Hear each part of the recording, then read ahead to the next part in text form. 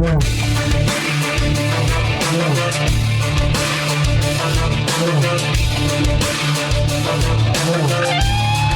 தமிழொலி நேயர்களுக்கு வணக்கம். நல்ல தமிழ் கேட்போம் என்ற கலந்துரையாடல் தொடரிலே கடந்த சில வாரங்களாக தமிழ் சிறுகதைகளை, குறிப்பாக ஈழத்து தமிழ் சிறுகதைகளை பற்றி கலந்துரையாடி வருகிறோம். இன்று நாங்கள் 90களில் வெளிவந்த ஈழத்து தமிழ் சிறுகதைகளை பார்க்க இருக்கிறோம். வழமை போல என்னோடு இந்த அரங்கிலே கலந்துரையாடுவதற்கு தம்பி ரமேஷ், குணேஸ்வரன், தபேந்திரன், சபேசன் ஆகிய 4 வந்திருக்கிறார்கள். அவர்கள் சொல்லப்போனால் என்னை விட இந்த காலத்து சிறுகதைகளோடு கூடிய பரிச்சயமுடையவர்கள். எனவே நேயர்களுக்கு இந்த காலகட்டத்து கதைகள், அதை ஆக்கியோர் பற்றியும், அதாவது கதாசிரியர்கள் பற்றியும், அவர்கள் இங்கே தமது கதைகளிலே எடுத்தாண்ட தொனிப்பொருள் எதுவென்பது பற்றியும் அவர்கள் நமக்கு தமது ஆக்கங்கள் மூலம் சொல்ல வருகிற செய்தி என்ன என்பதை பற்றியும் பார்க்கலாம். திரு தபேந்திரனை தம்முடைய இந்த காலகட்டத்து கதைகள் பற்றி தம்முடைய கருத்துக்களை முன்வைக்குமாறு கேட்டுக்கொள்கிறேன். டான் தமிழொலி நேயர்களுக்கு வணக்கம். இன்று நாங்கள் 90களில் ஈழத்து சிறுகதைகள் என்ற ஒரு விடயம் தொடர்பாக கலந்துரையாட வந்துள்ளோம்.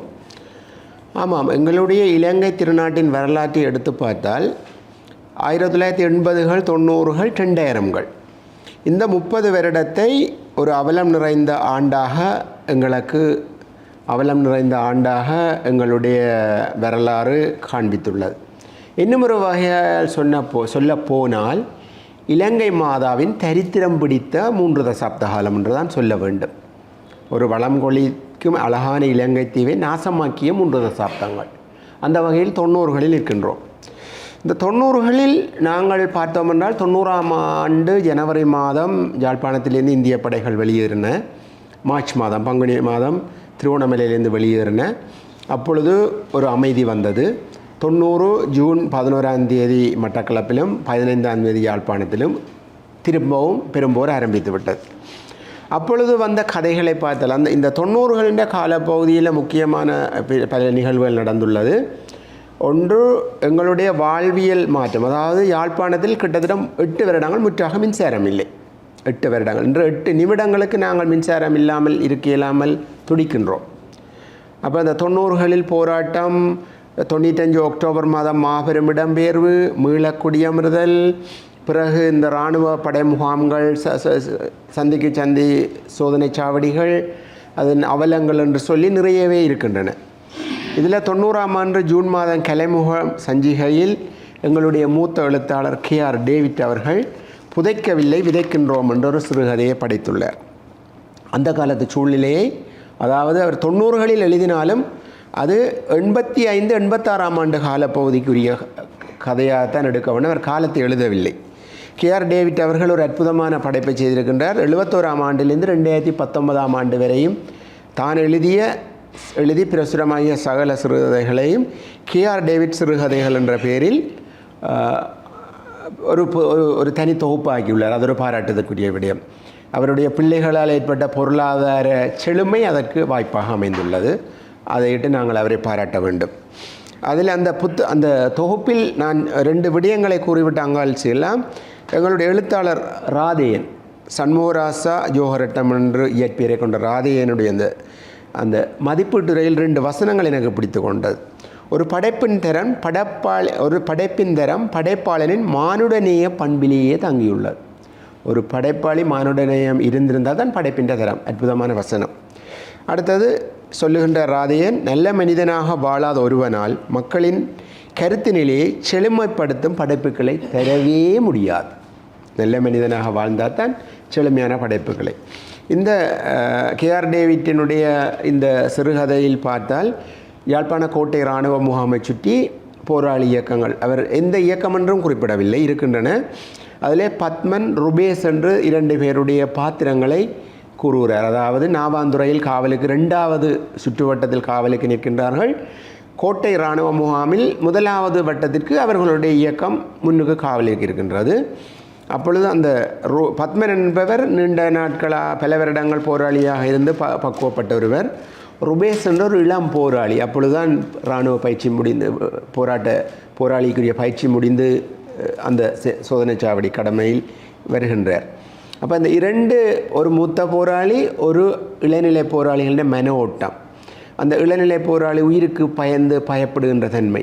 அப்போ அந்த பத்மன் கேட்கின்றார், ருபேஸ் உனக்கு கஷ்டம்டா சொல்லி நான் எங்களோட அண்ணிட்ட பொறுப்பாளர்கிட்ட சொல்லி உன்னை வீட்டை போகிறேன். இல்லை நான் போராட வந்தேன்னா நான் போக மாட்டேன் என்ற ஒரு தடுமாறு நிலை. அடுத்தது அந்த வகையில் கூறுகின்றார். நல்ல ஒரு படைப்பு. உண்மையாக அந்த காலப்பகுதி 90லேருந்து 2000ஆம் ஆண்டு வரையிலான எங்களுடைய காலப்பகுதி வாழ்வியலில் நிறைய போராட்ட கால சிந்தனைகள். ஆகவே இந்த 90களினுடைய படைப்புகளை பார்த்தோம்னால் பல பேரை குறிப்பிடலாம். மெலரணி என்று சொல்லி ஒரு போராளியினுடைய தாய் ஒரு சிறந்த சிறுகதை எழுத்தாளராக அறிவிக்கப்பட்டுள்ளார். அதுபோல் எங்களுடைய உடுவில் அரவிந்தன் அவர்களும் அந்த காலப்பகுதியை அண்மித்து அறியப்பட்டவர். தாட்சாயினி அறியப்பட்டவர். மிக இளம் வயதிலேயே அற்புதமான சிறுகதைகளையும் அழகியல் படைப்புகளையும் தந்தவர்கள். அடுத்தது எங்களுடைய கேஆர் டேவிட்டினுடைய இன்னொரு சிறப்பை சொல்லிவிட்டு என்னுடைய ஒரே நிறைவு செய்யலாம்னு நினைக்கின்றேன். அவருடைய ஒரு எழுதப்படாத வரலாறு என்ற ஒரு சிறுகதை 2009ஆம் ஆண்டு தமிழ் மொழியும் இலக்கியம் பாட புத்தகத்தில் இடம்பெற்றிருக்கு. எழுதப்படாத வரலாறு. அவர் மட்டிவில் கிராமமாக இருக்க வேண்டும் கேஆர் டேவிட். பட்குணம் என்று சொல்லி இலங்கை நிர்வாக சேவை அதிகாரியாக இருந்தார். இவ்வளவு ஒரு மிகவும் கஷ்டப்பட்ட பாகுபாடு அடக்குமுறைக்கு உள்ளாக்கப்பட்ட குடும்ப சூழலிலிருந்து வெளியே வருகின்றார். பட்குணத்தை சற்குணம் என்று சொல்லி பெயரில் அறிமுகம் செய்து அவருடைய அந்த கல்வி தேடல் இலங்கை அப்போ சிஏஎஸ் என்ற சிலோன் அட்மினிஸ்ட்ரேட்டிவ் சர்வீஸ் 72ஆம் ஆண்டுக்கு முதல் சிஏஎஸ் பரீட்சையில் சித்தியடைகின்றார். அவர் பாடசாலை காலத்தில் என்ன மாதிரி வஞ்சிக்கப்பட்டார். அவர் உயர் பதவி வந்த பொழுது அவரை வஞ்சித்தவர்களே அவருக்கு விழா எடுப்பதற்குரிய ஏற்பாடுகளை செய்கின்ற விடயங்களை எல்லாம் கூறினார். அற்புதமான கதை. இந்த பட்குணம் தொடர்பாக நான் இன்னும் ஒரு விடயத்தையும் கூற வேண்டும். அவர் எங்களுடைய இணைந்த வடகிழக்கு மாகாண சபை இருந்த பொழுது திருவோணமலையில் ஒரு அமைச்சனுடைய செயலாளராக இருந்தவர்.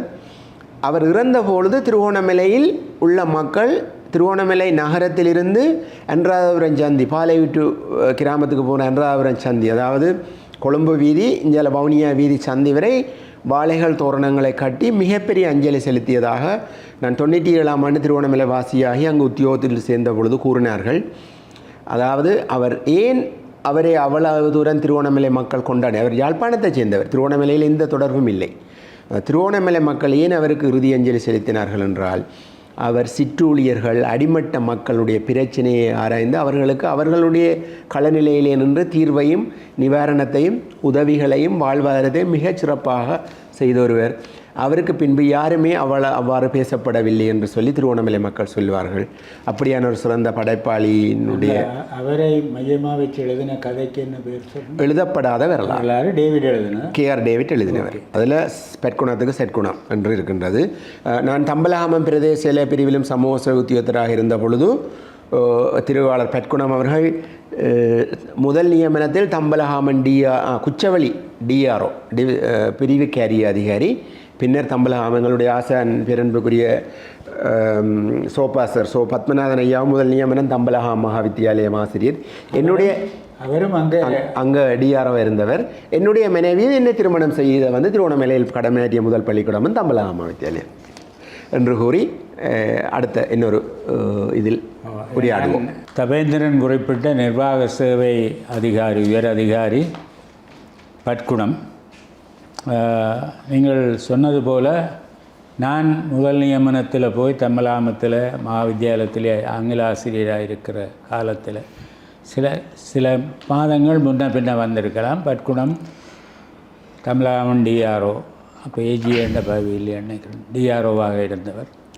மிகவும் துணிச்சலான மனுஷன், அது உண்டு. அருமையான குணநலன் பொருந்தியவர். அவருடைய மனைவியும் அங்கே ஒரு பாடசாலை ஆசிரியராக இருந்தார். எங்களுக்கு அரசு பணியாளர்கள் ஒரு சிலர் தானே ஊருக்கு கொஞ்சம் கண்ணுக்கு தெரியக்கூடியதாக இருந்தபடியால் பல வைபவங்களில் அவரும் நானும் சந்தித்து கொண்டோம். மிக நல்ல மனிதர், என் மீது அன்பு செலுத்தினவர். பிறகு அசிஸ்டன்ட் ஃபுட் கண்ட்ரோலர், உதவி உணவு கட்டுப்பாட்டு அதிகாரியாக யாழ்ப்பாணத்தில் கடமையாற்றியவர். அந்த வேளையில் போர் இதுகள் இராணுவ கெடுபிடிகள் இருந்த வேளையில் அவர் பலாலிக்கோ ஹாபருக்கோ போன இடத்துல துப்பாக்கி பிரிவும் அதுகள் செய்யக்கு அதை துணிஞ்சு போய் எதிர்கொண்ட மனுஷன். இதுதான் அவருக்கு மிக அடிநிலையிலிருந்து உயர வந்தவர், தன்னுடைய ஒரிஜின்ஸ் மூலங்களை மறக்காதவர், நல்ல பண்பாளர், எல்லோரையும் சமனாக நடத்தக்கூடியவர். நீங்கள் அவரை பற்றி சொன்னது எனக்கு மிக்க மகிழ்ச்சி தருகிறது.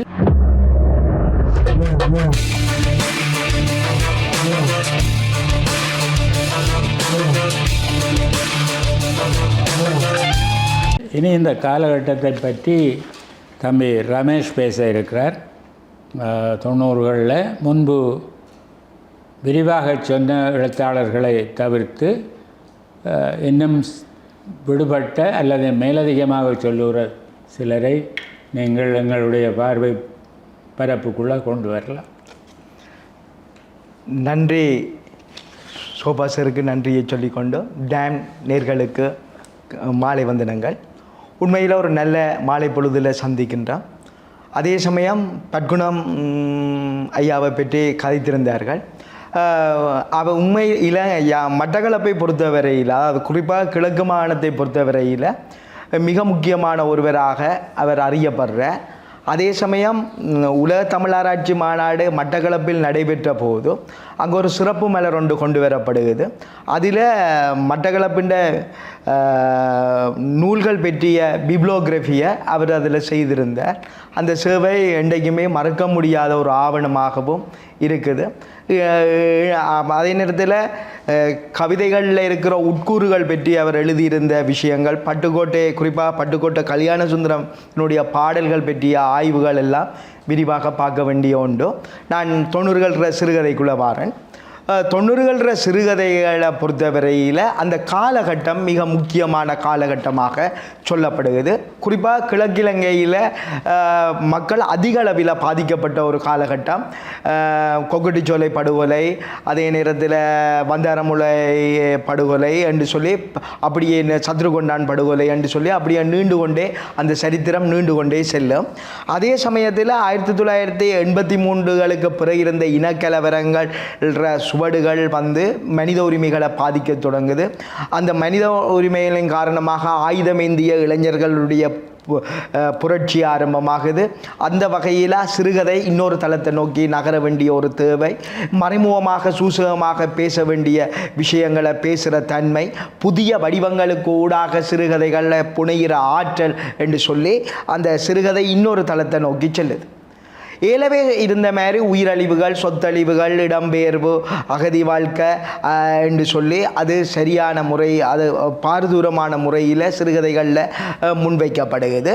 மக்களினுடைய துயரத்தின் அவலத்தினுடைய உள பாதிப்புகள தன்மைகளை அக்கால சிறுகதைகள் வெளிக்கொண்டு வந்திருந்ததையும் நாங்கள் பார்க்கக்கூடியதாக இருக்குது. இதே சமயம் அகப்பாதிப்புகளுக்கு உட்பட்டதையும் புற காட்சிகளையும் கதைகளுக்குள்ளே கொண்டு வருகின்ற ஒரு தன்மையும் அக்காலத்தில் காணப்படுகிறது. இளைஞர் குழுகின்ற ஆயுத குழுக்களுக்கு இடையில் நடந்த போராட்டம், உள்முரண்பாடுகள், சகோதர படுகொலை என்று சொல்லி இன்னொரு தளத்தில் வளர்றதையும் நாங்கள் பார்க்கலாம். இதே நேரம் போக்குவரத்து பாதைகள் துண்டிக்கப்படுகிறது, கோம்படிக்குள்ளால் செல்லுகின்றது, கிளாலிக்குள்ளால் செல்லுகின்ற விஷயங்கள், இடம்பெயர்ந்த மக்களின் அவலங்கள், குறிப்பாக முஸ்லீம் மக்கள் இடம்பெயர்வதற்கான ஒரு சூழல் அக்கால பகுதியில் கட்டாயமாக இடம்பெற்ற சூழலால் அவர்கள் தங்களுடைய வாழ்க்கைகளை அகமுரண்பாடுகள், அதே நேரத்தில் வறுமையால் பாதிக்கப்பட்டு வாழ்வாதாரமின்றி தவித்த கணங்களில் சிறுகதைக்குள்ளே அவங்க கொண்டு வராங்க. இவ்வாறான ஒரு பிரச்சனைகளுக்கு மத்தியில் தான் 90கள் சிறுகதைகளை நாங்கள் பார்க்கலாம். இந்த காலகட்டத்தில் 3 விஷயம், அதாவது சிற்றிதழ்களை பொறுத்தவரையில் 3 விஷயத்தை பதிவு செய்ய விரும்புகிறேன். ஒன்று சரிநிகர், ஒரு ஆழமான சிறுகதையை அதே நேரத்தில் ஒரு வடிவ நேர்த்தியுள்ள ஒரு சிறுகதைகளை படைத்த ஒரு காலகட்டமாக சரிநிகரை நாங்கள் பார்க்கலாம். அப்போ சரிநிகர் மிக முக்கியமான ஒன்றாக நான் கருதுகிறேன். இதில் பல புதிய படைப்பாளிகள் எழுத தொடங்குகிறாங்க. அப்போ அந்த வகையில் சரிநிகர் ஒரு முக்கியமான ஒரு சஞ்சிகையாக இருக்குது. உதாரணமாக திருக்கோயில் கவியுகன் ஒரு சிறந்த எழுத்தாளராக, அவரை பற்றி நான் விரிவாக கதைப்பேன். அவர் ஒரு சிறந்த எழுத்தாளராக வர்றார். அதே சமயம் மலர்ச்செல்வன், திசேரா, நட்பட்டி முனை, பள்ளியில் ஓட்டமாவடி அரபாத் என்று சொல்லி ஒரு குழு சரிநிகருக்கு ஊடாக இயங்குது. அவர்களுடைய சிறுகதைகளும் சாதாரண சிறுகதைகளில் இருந்து வித்தியாசமான ஒரு சிறுகதைகளாக இருந்தன. இப்போ இந்த வகையில் திசேரா புதிய வடிவங்களுக்கூடாக தன்னுடைய சிறுகதைகளை படைக்க தொடங்குகிற அவர் பற்றிய பார்வையை, அதாவது நவீனத்துவ கதைகள் வரும் பொழுது அந்த சந்தர்ப்பத்தில் அவர் பற்றிய பார்வைகளை பதிவு செய்யலாம் என்று சொல்லி நினைக்கிறேன். இதே நேரத்தில் புலம்பெயர்ந்த எழுத்தாளர்களுடைய படைப்புகளையும் சரிநிகர் உள்வாங்கிக் கொள்ளுது. கலாமோகன் அதற்கூடாக அறியப்படுறார். கலைச்செல்வன் வர்ற, சக்கரவர்த்தி முதலானவர்கள் வர்றாங்க. அப்போ இந்த காலப்பகுதியில் சரிநிகர் ஒரு முக்கியமான தளத்துக்கு செல்லுது. நௌஷாத்தும் அந்த நேரத்தில் சரிநிகரில் கதைகளை எழுதியவராக காணப்படுறேன். இதே நேரத்தில் கிழக்கிழங்கையில் வந்திருக்கின்ற களம் என்ற சஞ்சிகை யாழ்ப்பாணத்துக்கும் மட்டக்களப்புக்கும் ஒரு பாலமாக இருக்குது. அந்த வகையில் சாந்தன், கோயிலா மகேந்திரன், வண்டூர் அசோகா முதலானவர்கள் சிறுகதைகளை எழுத துவங்குறாங்க. உமாவரதராஜனுடைய கதைகளும் அதில் பிரச்சுரமாகிற தன்மைகளை பார்க்கலாம்.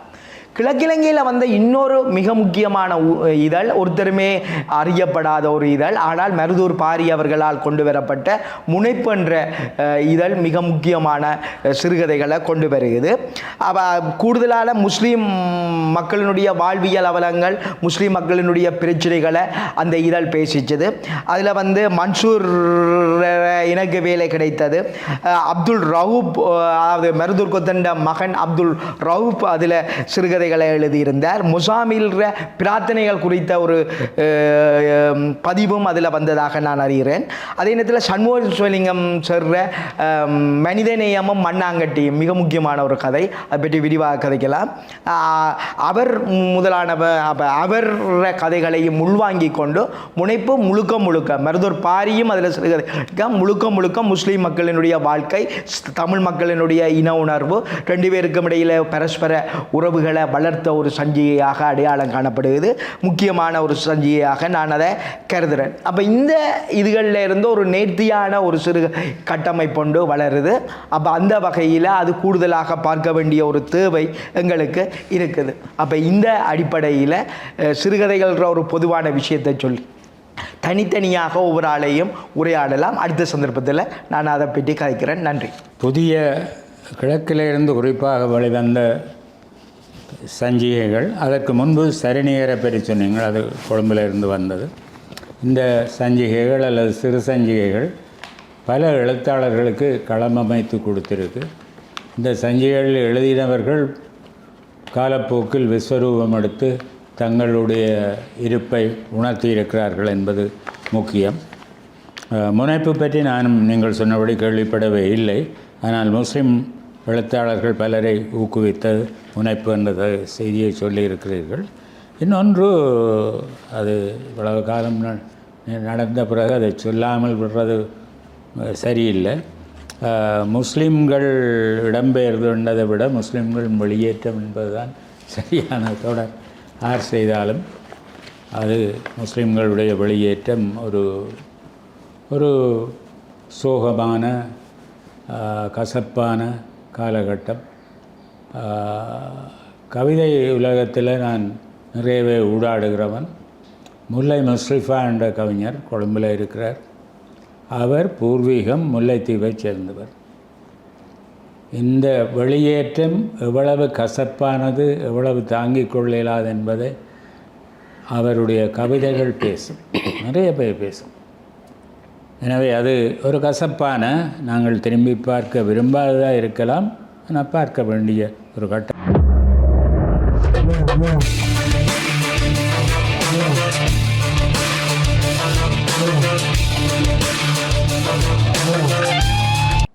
அடுத்து இந்த 90களின் வெளிக்கிளம்பிய சிறுகதை ஆசிரியர்களை பற்றி குணேஸ்வரன் தம்முடைய கருத்தை எங்களோடு பகிர்ந்து கொள்வார். டான் தமிழரின் நேயர்களுக்கு வணக்கம். மிக முக்கியமான ஒரு காலகட்டம். இந்த காலகட்டத்தில் தமிழ் பிரதேசங்களிலிருந்து அது அந்நிய நாடுகளுக்கு புலம்பெயர்ந்து சென்றவர்கள் தொடர்ச்சியாக எழுதி கொண்டிருந்தார்கள். மிக உணர்வுபூர்வமான கதைகளும் புதிய புதிய களங்களும் அதற்கூடாக வெளிக்கொண்டரப்பட்டிருந்தது என்பதை நாங்கள் கடந்த வாரம் கூட அதை பற்றி பேசியிருந்தோம். நிரம்ப படைப்பாளிகள், குமாரமூர்த்தி என்ற மிக ஒரு அற்புதமான படைப்பாளி, அவர் இப்பொழுது காலமாகிவிட்டார். கருணாரமூர்த்தி இப்பொழுது தொடர்ச்சியாக எழுதி கொண்டிருக்கிறார். ரமேஷ் குறிப்பிட்டது போல கலாமோகன், அதைவிட சக்கரவர்த்தி, இவ்வாறு நிரம்ப படைப்பாளிகள் தொடர்ச்சியாக எழுதி கொண்டிருக்கிறார்கள். நாங்கள் ஒவ்வொருத்தரையும் தனித்தனியாக பேசுவோம் என்பது அது ஒரு நீண்ட ஒரு நேரம் எடுக்கும். சிலவற்றை இங்கே சுட்டிப்பாக சிலவற்றை சொல்லான்னு, குமாரமூர்த்தி ஆரம்பத்திலே எழுதிய படைப்பாளிகள் மிக முக்கியமானவர். அவருடைய கதைகள் கூடுதலாக போர் சார்ந்து, இங்கே ஏற்கனவே குறிப்பிட்டது போல ஈழத்தில் நடைபெற்ற அந்த போர், அந்த யுத்தத்தினுடைய அந்த தாக்கம் எவ்வாறு இந்த குடும்பங்களை சீரழித்தது அல்லது வாழ்க்கையை தொலைக்க வைத்தது என்பதையெல்லாம் சொல்லியிருப்பார். அதனோடு சேர்ந்து அந்த ஆயுத கலாச்சாரம் ஏற்படுத்திய முரண்பாடுகளை கூட சொல்லுவார். அவருடைய நல்ல கதைகள் இருக்கின்றன. மிக முக்கியமான கதைகளாக நான் சொல்லலாம். இந்த அவருடைய முகந்தேடும் மனிதன் என்ற ஒரு தொகுப்பு வந்திருக்கிறது, தமிழ்நாட்டிலிருந்து வந்தது. அதில் முகந்தேடும் மனிதன், சின்ன துப்பாக்கி, குண்டுவெடிப்பு, கல்வீடு, ஒரு மனிதனும் ஹனீஃபாவும் 2 எருதுகளும், பயணம், இறுதி அத்தியாயம், இவ்வாறு பல கதைகள் இருக்கின்றன. அல்லது சின்ன துப்பாக்கின்ற ஒரு கதை இருக்குது. படித்தாலே உண்மையாக அந்த கதைக்குள்ளே நாங்கள் போய் இருக்கிறது போல இருக்க வேண்டாம். அந்த சுவரில் ஒரு ஒரு ஒரு சுவரொட்டி ஒன்று ஒட்டப்பட்டிருக்கிறது. அதில் ஒருவன் ஒரு துப்பாக்கியை நீட்டி கொண்டிருக்கிறான். உண்மையில் அந்த துப்பாக்கி, அந்த நீட்டிய துப்பாக்கி நாங்கள் முன்னுக்கு போய் அந்த சுவரொட்டியை பார்த்தோம்னா எங்களுடைய நெற்றிக்கு நேரம் நீட்டப்படுவது போல இருக்கும். இவ்வாறு அந்த அந்த கதைகளில் அந்த அந்த உணர்வுபூர்வமான விஷயங்களும், குண்டு வெடிப்புன்ற ஒரு கதை இருக்குது, மிக அந்த உணர்வுபூர்வமாக இருக்கும் அந்த கதைகளை. இவ்வாறு அந்த போரினுடைய தொடர்ச்சியை அவர்கள் புலம்பெயர்ந்து சென்றாலும் கூட அந்த உறவுகளுடைய அவருடைய உரையாடலுக்கு ஊடாக அறிகின்ற செய்திகள் அல்லது தாங்கள் அனுபவித்த அந்த கஷ்டங்களை அவர்கள் தொடர்ச்சியாக எழுதியிருக்கிறார்கள். இதே போல் பலர். இப்போ அதுக்கு பின்னரங்களுக்கு இப்பொழுது சோபா சக்தியை பற்றி நாங்கள் அவருடைய நாவல்களை பற்றி வியந்து கதைக்கிறோம். ஆனால் அவருடைய ஆரம்ப கால கதைகளும் கூட பார்த்தீங்கன்னு சொன்னால் அதிலே போரினுடைய அந்த தாக்கத்தை, அவருடைய அதிகமான கதைகளில் அரசியல் விமர்சனம் தான் கூட இருக்கும். ஆனாலும் அந்த அரசியல் விமர்சனங்களை தாண்டியும் கூட அந்த யுத்தத்தினுடைய அந்த கொடூரத்தை அவர் அங்கே சிறப்பாக பதிவு செய்திருப்பார். அவருடைய மிக முக்கியமான நாவல் ஹொரில்லா வந்தபோது மிகப்பெரிய ஒரு அதிர்ச்சியை தமிழ் சூழல் ஏற்படுத்தியது. ஆனால் அவருடைய தேசத்துரோகி என்ற ஒரு தொகுப்பு வந்திருந்தால் அந்த தொகுப்பிலையும் கூட இவ்வாறான தொடர்ச்சி இருக்கிறார். மைசூர் ராஜா, தேசத்துரோகி, எலி வேட்டை, விலங்கு பண்ணை, அதில் ஒரு கதை இப்பொழுதும் எனக்கு நல்லா நிலைவேற இருக்குது. என்ன சொன்னால், ஒரு கட்டத்தில் எல்லாரையும் இராணுவம் பிடிச்சிட்டாங்க, பிடிச்சி பிணைச்சி வச்சுட்டாங்க. அந்த அந்த இருக்கிற இடத்துலேருந்து கொஞ்சம் தூரத்தில் நிலத்தில் கன்னிவடி அதாவது மிதிவடி புதைக்கப்பட்டிருக்கிறது. என்ன செய்யறான்னு சொன்னால், விரட்டி விடுறான் ஒருதனை பிடிச்சி, நீ இப்படி நடந்து போகணும்னு சொல்லி பார்த்து கொண்டிருக்கவே ஒரு தம்பை மிதிவடியில் ஆகப்பட்டு அப்படியே கால் துண்டாகியான் விழுந்துட்டான். அதில் ஒரு மிக ஒரு ஒரு மனசில் அப்படியே அப்பக்கூடிய மாதிரி ஒரு பாத்திரத்தில் கொண்டுருவார். கிட்டத்தட்ட ஒரு ஒரு ஒரு என்ன ஒரு நகைச்சுவை பேர்வழி போல் மற்றவர்களை சிரிப்பூட்டக்கூடிய வகையில் அந்த ஒரு ஒரு பாத்திரத்தை கொண்டு வருவார். என்ன செய்வான்னு சொன்னால், பார்த்து கொண்டு நிற்கிறான். அப்படியே போனவெல்லாம் அப்படியே விழுந்து அந்த வடியில் விழுந்து கீழே விழுந்துட்டாங்க. இவனை அடுத்ததாக விரட்டுறான். அவர் உள்ளுக்கு போய் சர்ச்சுக்குள்ளே போய் ஃபாதர்கிட்ட சட்டி எடுத்து கொழுவி கொண்டு அவர் பொம்பளையோளுக்கு போய் மறைஞ்சிருக்க போய் பிடிச்சி கொண்டு இங்கே விட்டுட்டு அவனை பிடிச்சி அனுப்புகிறான். இவரை பார்த்து கொண்டு நிற்கிறான். பார்த்தா ஒரு அறந்த செருப்பு. உண்மையில் அதை படிக்க மனசு அப்படியே ஒரு திடுக்கிடும். தன்னுடைய அந்த அவனுக்கு தெரியுது, என்னுடைய உயிர் போப்பதுன்னு தெரியுது. தெரிஞ்சும் கூட ஒரு அறந்த செருப்பு இருக்கும். அந்த அறந்த செருப்பை காலில் எடுத்து கொழுவி கொண்டு மெதுவாக அதுக்கு வேண்டாம். அவன் நிற்கிறார், தான் செருப்பு போட்டிருந்தேன், அதுக்கு மிதிவடிலாம் அம்பிட மாட்டேன்னு நினச்சி. உண்மையில பாருங்க, இது எவ்வளவுறதுக்கு மிக துயரமான ஒரு சம்பவம். இதை அடிப்படையாக வச்சுக்கோ, இது உண்மையான ஒரு உண்மை சம்பவம் என்று சொல்லப்படுகிறது. அதில் ஒரு பகுதியை நான் எடுத்து காட்டுறேன். இலந்தை மரத்தில் ஏற்கனவே 4 இளைஞர்கள் நிர்வாணமாக கட்டப்பட்டிருந்தார்கள். அவர்களின் தேகங்களில் இரத்த கோடுகள் இறங்கிய வண்ணம் இருந்தன. எல்லோரையும் மிதிவடிக்குள் விரட்டுங்கள் என்று வீரிட்டு கத்தி உத்தரவிட 23 பேரையும் பிணைத்திருந்த நீள்கயிற்றோடு அவர்கள் மிதிவடி பிரதேசத்தில் விரட்டி விட்டார்கள். எஞ்சி இருந்தவர்களை அருகில் இருந்த சிறிய அலுமினிய தொழிற்சாலைகள் பூட்டி வைத்தார்கள். அன்றிரவே இராணுவம் கிராமத்திலிருந்து தற்காலிகமாக நகர்ந்து போகும்போது அலுமினிய தொழிற்சாலை சென்னலுக்குள்ளால் 2 கைக்குண்டுகளை எறிந்துவிட்டு போனார்கள். இப்படி ஒரு சம்பவம் வடமராட்சி ஆபரேஷன் லிபரேஷன்லேயே நடந்தது. ஊரணி என்று அறியப்படுற அந்த வைத்தியசாலைக்கு முன்னால் இருக்கக்கூடிய கட்டடத்துக்குள்ளே அடைச்சி வைக்கப்பட்ட நிரம்ப இளைஞர்கள் முதியவர்களும் கூட அதில் வந்து இவ்வாறான அந்த துர்ப்பாக்கியமான இந்த களங்களை வந்து புலம்பெயர்ந்த படைப்பாளிகள் தொடர்ச்சியாக எழுதியிருக்கிறார்கள். நீங்கள் சொன்ன இந்த இது சோபா சக்தி என்ற கதையில் அதுக்கு முந்தைய இந்த முகம் தேடும் மனிதர் அது குமாரமூர்த்தின்ற. இதே போல் நாங்கள் கருணாகரமூர்த்தி மற்றும் ஒரு நிரம்ப படைப்பாளிகள் பூச்சி நானும் என்று சொல்லி சீனா புஷ்பராஜா ஒரு கதை எழுதியவர். அது வந்து குறியீட்டு தன்மை. ரமேஷ் குறிப்பிட்டது போல் அந்த புதிய உத்திகள் சார்ந்த கதைகளையெல்லாம் அப்பொழுது அவர்கள் எழுத விளைக்கிறார்கள். என்று சொன்னால் அரசியல் முரண்பாட்டை நேரடியாக சொன்னால் பிரச்சனை என்பதற்காக பூச்சியினால் ஒரு வீட்டுக்குள்ளே இருக்கக்கூடிய ஒரு பூச்சி, அதாவது இந்த கரப்பான் பூச்சியை கொல்றதுக்காக அவர் தேடி திரிஞ்சு அதை கொல்றார். அதை வந்து எப்படி இந்த ஊர்களில் இருக்கக்கூடிய முரண்பாடுகள், அதாவது இந்த ஆயுத முரண்பாட்டை சொல்கிறேன். இவ்வாறாக அந்த வெளிநாட்டுக்கு சென்ற படைப்பாளிகள் போரினுடைய அல்லல் பாடுகளை மட்டும் எழுதுவது மட்டுமில்லாமல் அரசியல் முரண்பாடுகளை எழுதியிருக்கிறார்கள். இவற்றை நாங்கள் தொடர்ச்சியாக மேலும் பேசலாம்னு நினைக்கின்றேன். இப்போ குணேஸ்வரன் சொன்ன தேச துரோகியில் வர்ற விஷயம் உண்டு. அதில் என்ன ஒரு முரண்நகை கூடாக ஒரு கதையில் மாற்றத்தை செய்ததில் சோபா சக்தியின் பங்கு அதிகமாக இருக்குது. நான் 98 காலப்பகுதியில் இந்த தொகுப்பை வாசிச்சிருந்தேன். நான் அப்போ அந்த காலகட்டத்தில் வாசிக்கக்குள்ளே இன்றைக்கும் எனக்கு அந்த மனசில் இருக்குது. ஆப்ரேஷன் லிபரேஷன் ஸ்டார்ட் பண்ணிட்டேன் தேச துரோகி சிறுகதையில். ஸ்டார்ட் பண்ணோடனே இவர் சொன்ன அந்த இதுகள் கடக்கிறதெல்லாம் வந்துடும். இப்போ சனமெல்லாம் செத்து போயிட்டது, அவன் விட்டுட்டு போயிடுவான். அப்போ இந்த நேரத்தில் இயக்கம் வலுக்கட்டாயமாக அடிக்க போகுது. இந்த வடமாராட்சி இயக்கத்தில் கைக்குள்ளே போகுது, ஆமிகள் எல்லாம் ஓட போயினோம்னு சொல்லித்தான் அது சுவாரஸ்யமாக அந்த கதை தொடங்கும். பிறகு பார்த்தா இயக்கம் அதில் வராது, ஓடி போயிடும், சனந்தான் மாட்டிடும். இப்போ இந்த நேரத்தில் இவர் காயப்பட்டு போய் வச்சிருப்பாங்களங்கன்னு சொன்னால் ஹாஸ்பிட்டலில் வச்சுருப்பாங்க. அப்போ ஒருவர் வருவார், வந்து கேட்பார், அண்ணே உங்களை விசாரிக்க போகிறோம், இந்த சில தகவல்கள் எங்களுக்கு தேவைப்படுது. அப்போ இவருக்கு வாயில் வரும், எங்களெல்லாம் விட்டுட்டு ஓடி போன நீங்கள் இப்போயே நீங்கள் வந்து நிற்கிறீங்களன்னு சொல்லி. அப்போ அந்த நேரத்தில் வாயில் வரும், நீங்கள் அப்போ இங்கே என்ன செய்து கொண்டு வந்த நீங்கள், நாங்கள் கஷ்டப்படக்குள்ளேன்னு சொல்ல இவர் துவக்கெடுத்து பக்கத்தில் வைப்பார், சத்தம் இவர வாய் மூடிடும். அந்த நேரத்தில் இவர் சொல்லுவார் யார் யார் வந்தது. கால் ஒரு ஆள் முடமான ஒருவர் வந்தவர், ஒரு தொப்பி போட்ட ஒருவர் வந்தவர், அவரே எனக்கு அடையாளம் சொல்ல தெரியல, ஆனால் அவர் தான் இதெல்லாம் சொன்னவர், வந்து இப்படி செய்யுங்கோ அப்படி செய்யுங்கோ. அப்போ யார் அந்த தொப்பி போட்டவர், அண்ணன் எனக்கு அது ஞாபகம் வருதில்லை, ஆனால் அவரை நான் கண்டிருக்கிறேன் அண்ணேன்ட்டு அவன் சொல்லுவான். அப்போ அந்த தொப்பி போட்டவர் யார் யாருன்னு கேட்பாங்க, இவருக்கு தெரியாது, இவர் அது சொல்லவும் இல்லை.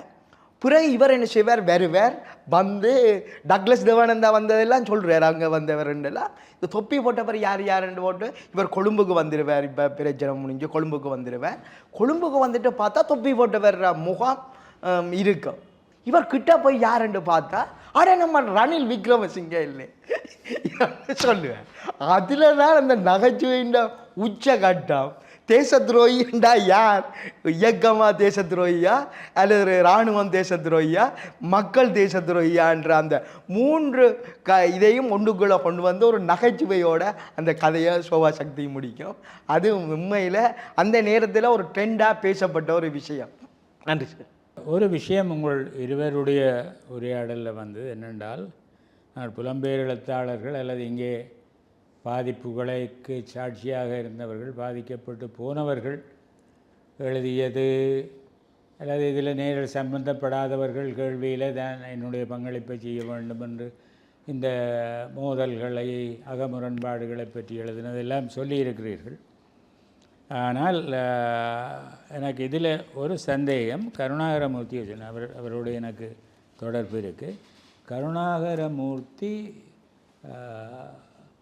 இந்த போராட்டத்தை இப்போ நீங்கள் சொன்ன சோபா சக்தி சொல்கிற மாதிரியோ குமாரமூர்த்தி சொல்கிற மாதிரியோ அதுக்கு உள்ளுக்கிருந்து தரிசித்து எழுதியிருக்கிறாரா இல்லையா? கருணாகரமூர்த்தியினுடைய படைப்புகளில் எல்லாமே இருக்குது. அதாவது ஈழச்சூழலில் அவர் அனுபவித்த விடயங்கள் வந்து சொல்லப்படுது. அதே நேரத்தில் இன்று வரையும் எழுதி கொண்டிருக்கக்கூடிய மிக முக்கியமான விஷயம் அவருடைய அந்த பயண அனுபவங்கள். அதாவது பெர்லின் நினைவுகள் என்று எழுதுகிற மாதிரி அந்த ஜெர்மனியிலே அவர் கண்டடைந்த அந்த பண்பாட்டு மாற்றங்களை மிகச்சிறப்பாக எழுதி கொண்டிருக்கிறார். ஆனால் அவருடைய ஆரம்பகால தொகுப்புகள் இருக்குது, அவர்களுக்கு கொண்டொரு குடில். அந்த தொகுப்பு வந்து சிறுகதை தொகுப்பு முழுவதுமே வந்து அதிகமாக ஈழத்து கதைகளுடைய ஒரு ஒரு ஒரு ஒட்டுமொத்தமான பார்வையாக இருக்கும்.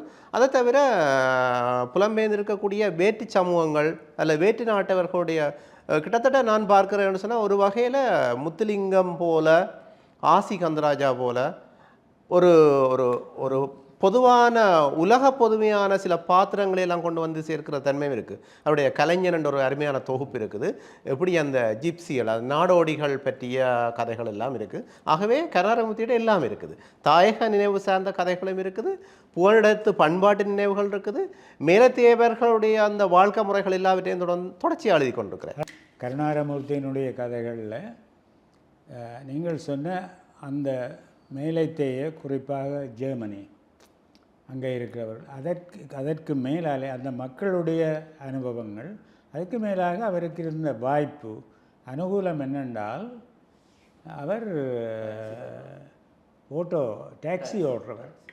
அப்போ அதில் வருகிற பயணிகள், அவர்களுடைய சிந்தனைகள், அவர்களுடைய நோக்கங்கள், போக்குகள், இதுகளை பற்றியெல்லாம் மிக சுவாரஸ்யமாக, அதாவது கிட்டத்தட்ட நீங்கள் சொன்ன மாதிரி முத்துலிங்கம் எழுதுறது மாதிரியோ, ஆசிகந்தராஜா எழுதுகிற மாதிரியோ ஒரு சற்று வித்தியாசம். இவர் கொஞ்சம் சீரியஸான விஷயங்கள் தான் எழுதுவார்.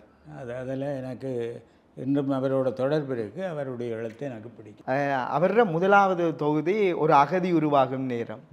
அப்போ அந்த தொகுதி வந்த இடத்துல வந்து நட்சத்திர செவிந்தியன் வந்து அதை பற்றிய ஒரு கடுமையான ஒரு விமர்சனத்தோட காலச்சுவட்டில் எழுதியிருந்தேன். ஆனால் நான் நினைக்கிற மட்டில் முதல் வெளிநாட்டுக்கு செல்லுகின்றவர்களுடைய வாழ்க்கையை அந்த கதைக்குள்ளே கொண்டு வந்தவர். சுபமங்களா போட்டியிலேயும் அந்த கதை முதல் பரிசோ 2வது பரிசு கிடைத்ததாக அறிகிறேன். குறுநாவலாக வந்தது, ஆனால் அது சிறுகதைக்குள்ளே தான் அதை அவர் செய்கிறார். அந்த நீண்ட நெடுங்கதை, ஆனால் சிறுகதைக்குள்ளே தான் அது சேர்க்கப்படுகிறது. அந்த கதையில் வந்து இங்கேருந்து வெளிநாட்டுக்கு போகக்குள்ள ஏஜென்சி மேரால் எப்படி இந்த பெண்கள் ஏமாற்றப்படுறாங்க, பெண்களை பாலியல் சுரண்டலுக்கு எப்படி பயன்படுத்துகிறாங்கன்ற விஷயத்தை முதல் அதில் கொண்டு வரார். அதில் இருக்கிற முரண்பாடுகளை பற்றி காலச்சோட்டில் நட்சத்திர செவிந்தியன் பதிவு செய்ததையும் இந்த தருணத்தில் சொல்லிக்கொள்கிறார். ஆனால் பதுங்கு குழி அங்கேயும் இங்கேயும் நடக்கின்ற 2 விஷயங்கள், ஜெர்மனில் நடக்கிற விடயங்களையும், அதே நேரத்தில் ஜெர்மனில் கூலி வேலை செய்யும் பொழுது எவ்வாறு கஷ்டப்படணும், அங்கே வந்த புலம்பெயர் தமிழர்கள நிலப்பாடு என்ன, அந்த விஷயங்களையும், அதே நேரத்தில் எங்களுடைய நாட்டில் உள்ள விஷயங்களை அவர் அறிந்து கேள்விப்பட்டதையும் வைத்து கொண்டு எழுதினதாகவும் அந்த கதைகள் அமையுது. இந்த தருணத்தில் அதையும் நினைவுபடுத்தி கொள்கிறோம். சபேசனிடம் இந்த காலகட்டம், அதாவது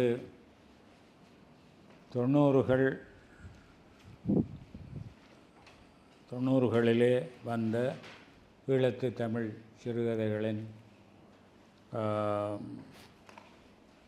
சிறுகதைகள் மீது ஒரு பார்வையை செலுத்த முடியும். இப்பொழுது இந்த கட்டத்து சிறுகதைகளை பற்றி திரு சபேசன் தம்முடைய பார்வையை, தம்முடைய நோக்கை தருவார். பங்களிப்பு செய்தவர்களை பற்றிய ஒரு தரிசனத்தை எதிர்பார்க்கிறேன். சபேசன். அனைத்து டான் நேயர்களுக்கும் என்னுடைய மாலை வணக்கங்கள். அதேபோல் இந்த நிகழ்ச்சியை தலைமையேற்று நடத்தி கொண்டிருக்கிற கவிஞர் சோபாசர் அவர்களுக்கு என்னுடைய மனமார்ந்த நன்றியை தெரிவித்துக்கொண்டு என்னுடைய கருத்தை சொல்லலாமல் முன்வருகிறேன். அந்த வகையில் தமிழ் சிறுகதை வரலாற்றில் பார்த்தீங்கன்னா கிழக்கிழங்கை பொறுத்தவரையில் ஒரு பிரதானமான ஒரு ஆளாக குறிப்பிடக்கூடிய ஆளாக இருக்கும் என்றால் ஓட்டமாவடி அரபாத் என்று சொல்லப்படுகின்ற ஒரு சிறுகதை ஆசிரியரை பற்றிய சில முக்கியமான விடயங்களை குறிப்பிடலாம் என எண்ணுகிறேன். கிழக்கிழங்கில் பல்வேறுபட்ட சிறுகதை எழுத்தாளர்கள் தோன்றியிருந்தாலும் அதில் ஓட்டமாவடி அரபாத் அவர்களுடைய அந்த பணியானது ஒரு காத்திரமான ஒரு பணியாக இருக்குது. அவர் 1970 ஆண்டு அதாவது மாசி மாதம் 17ஆம் தேதி பிறந்திருக்கின்றார். இந்த ஓட்டமாவடி அரபாத்தவர்கள் சிறுகதை மட்டுமல்ல, கவிதை தொகுப்பையும் எழுதியிருக்கிறார். அதேவேளை இஸ்லாமிய மதம் சார்ந்த சில நூல்களையும் எழுதியிருக்கிறார். அதேவேளை முக்கியமானது, அவர் சில கட்டுரை நூல்களையும் எழுதியிருக்கிறார். அவர் எழுதிய அந்த சிறுகதை தொகுப்புகள் என்று அவதானிக்கின்ற பொழுது, ஒன்று நினைந்தழுதல் என்று சொல்லப்படுகிற ஒரு சிறுகதை தொகுப்பு பிரதானமானதாக இருக்குது. அதே மாதிரி உடைந்த கண்ணாடிகளில் மறைந்திருக்கின்ற குருவி என்று சொல்லப்படுகிறது. அடுத்தது ஆண்மரம் என்று சொல்லப்படுகிற ஒரு பகுதி எழுதியிருக்கிறார். அதே மாதிரி அடைக்கலம் பதிப்பகம் என்று சொல்லப்படுகின்ற இந்த சிறுகதை தொகுப்புகளை எழுதியிருக்கிற ஒரு சிறப்புக்குரிய ஒரு எழுத்தாளராக நாங்கள் யாரை கருதலாம் என்றால் ஓட்டமாவடி அரபாத்தவர்களை கருதலாம். அந்த ஓட்டமாவடி அரபாத்தவர்களினுடைய அந்த சிறுகதை போல உடைந்த கண்ணாடிகளில் மறைந்திருக்கின்ற குருவி என்று சொல்லப்படுகிற தொகுப்பிலே இருந்து எடுக்கப்பட்ட ஒரு முத்தம்மா என்று சொல்லப்படுகிற அந்த சிறுகதையை நீங்கள் அவதானிக்கின்ற பொழுது, அந்த சிறுகதையினுடைய அந்த தனித்துவமான பாங்கு, அந்த சிறுகதையினுடைய அந்த நகர்வு என்ன செய்கிறாண்டால் வாசகர் மனதிலே என்ன செய்கிறாண்டால் ஒரு ஆழமான பாதிப்பை ஏற்படுத்துகின்ற வகையில் அவருடைய அந்த கதாபாத்திர சித்தரிப்பு என்ன செய்கிறாண்டால் காணப்படுகிறது. அந்த சிறுகதையில் பார்த்தீங்கன்னா அந்த கதையாசிரியர் தன்னை என்ன செய்கிறாண்டால் ஒரு பிரதானமான ஒரு கதாபாத்திரமாக கருதி அந்த சிறுகதையை வளர்த்தி செல்லுகின்ற அந்த பாங்கு நாங்கள் ஒரு அவதானிக்கத்தக்க ஒரு விடயமாக இருக்குது. அதில் பேரன் காசிம் என்று சொல்லப்படுற ஒரு கதாபாத்திரம் இருக்குது, மூத்தம்மாண்டு சொல்கிற ஒரு பிரதான கதாபாத்திரம், அதே மாதிரி மூத்த வாப்பாண்டு சொல்லப்படுகிறது, அதே மாதிரி அண்ணாவி மாமாண்டு வருகிறது, ரகுமா மாமி என்று சொல்லப்படுகிற பல்வேறுபட்ட கதாபாத்திரங்கள் அந்த சிறுகதையில் அனைத்தரமான முறையில் என்ன செய்யறா செலுத்தப்பட்டிருக்குது. அதேபோல் அந்த சிறுகதையில் பார்த்தீங்களென்றால் ஒரு இயற்கையை ஒரு வர்ணிப்பான முறையில் அந்த கதையாசிரியர் சொல்லுகிற பாங்கு உண்மையாக என்ன செய்யறால் அவதானிக்கத்தக்க ஒரு விடயமாக இருக்குது. அந்த கதையின் ஆரம்பத்தில் பார்த்தீங்களென்றால் நிலவு என்று சொல்லப்படுகின்ற ஒரு தன்மையை பற்றி சிறுகதை ஆசிரியர் ஒரு தனித்துவமான முறையில் அவர் அணிச்சிறப்புகளை கையாண்டு குறிப்பிடுவதில் ஒரு சிறந்த ஒரு வல்லவராக இருப்பதை நாங்கள் அந்த சிறுகதையை பொறுத்தவரை அவதானித்துக் கொள்ளலாம். உதாரணத்துக்கு அதில் பார்த்தீங்களென்றால் தயிர் சட்டியின் வடிவத்தில் வானில் கிடந்தது நிலா, கொட்டி வைத்த இடத்தில் சற்று நேரம் பிசகாமல் உறைந்திருக்கின்ற எருமை தயிரை போல ஆடாமல் இருந்த வடிவம், வெண்ணிற மேகங்கள் நிலவை மூடி ஆலிங்கனம் செய்கையில் உரை தயிரின் பாலாடையோன வியக்க வைத்தது அதன் அழகு, தூரத்தை சீறுகின்ற கடலின் சீற்றம் துல்லியமாக கேட்டது, சற்று தள்ளி நிற்கும் மாமரத்தின் பூக்கள் கூரைக்கு மேல் நச்சென விழுந்தன, சம்பந்தமில்லாமல் நாய்கள் ஊழையிடுவது, தனகி திரிவது, ஒழுங்கைக்குள் ஒன்று துரத்தி கடிப்பது என்று சொல்லுகிற அந்த பாங்கு வாசகரை அந்த கதையை வாசிக்கின்ற தன்மையுடையதாக இழுத்துச் செல்லுகிற தன்மையை நாங்கள் அவற்றை சிறுகதையின் ஆரம்பத்தில் நாங்கள் அவதானித்துக் கொள்ளலாம். 90களுக்கு பிறகு பேரரசியல் அடுக்குகளை மையமாக கொண்ட சிறுகதைகளுடைய வீச்சை நாங்கள் அதிகம் காணக்கூடிய ஓனான் என்ற ஒரு சிறுகதையை அவர் ஓட்டமாவடி அரபாத் எழுதியிருப்பார். அந்த ஓனான் என்ற சிறுகதை பல்வேறு விலங்கு தொகுதிகள நடத்தைகளுக்கு ஊடாக இலங்கையினுடைய அரசியலை பேசுகிற ஒரு சிறுகதை. நாடோடிகள் என்ற ஒரு கதையை கிபி அரவிந்தன் எழுதியிருக்கிறார். கிபி அரவிந்தனை அதிகமானவர்களுக்கு ஒரு நல்ல கவிஞர் அழுத்தம் தெரியும்.